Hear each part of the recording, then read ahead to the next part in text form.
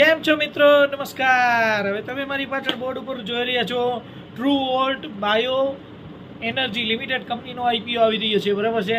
કંપનીની વાત કરી તો કંપની છે એ biggest install capacity production ethanol of India. બરાબર.